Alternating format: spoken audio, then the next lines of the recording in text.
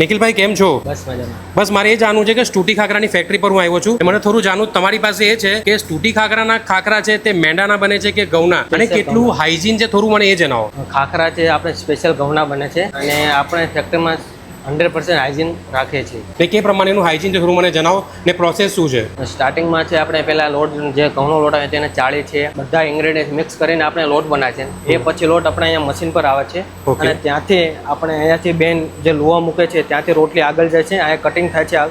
તે જગ્યા પરથી ખાખરો આગળ રોસ્ટર મશીનમાં શેકાવવા માટે જાય છે. ત્યાંથી આપણો ખાખરો શેકાઈને જે ફાઇનલ ખાખરો આગળ આવી જાય. ઓકે, એટલે રેડી થઈને ખાખરો અહીંયા નીકળી ગરમ થઈને પ્રેસ થઈને આવી જાય છે. ત્યાર પછી ક્યાં પ્રોસેસ થાય છે? ત્યાંથી ખાખરા જે છે આપણે પેકેજિંગ કરવા માટે ત્યાં પહેલાં આપણે ખાખરા અહીંયા ઠંડા કરીએ છીએ. ઓકે, અહીંયા ઠંડા થવા જાય છે ખાખરા.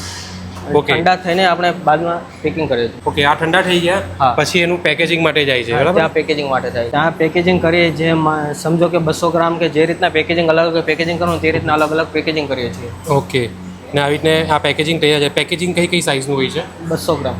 અમારી પાસે ઘઉંમાં 50+ ફ્લેવર. ઓકે, ને આ વસ્તુ પરચેસ કરવી હોય કસ્ટમરને તો સુરતની અંદર કેટલા સ્ટોર છે ને કયા કયા છે? પોતાના 7 આઉટલેટ છે, ત્યાંથી તેમને મળી જશે. અચ્છા, ઓકે, દરેક આઉટલેટ પરથી આ વસ્તુ મળી જશે. દરેક આઉટલેટ પરથી મળી જશે.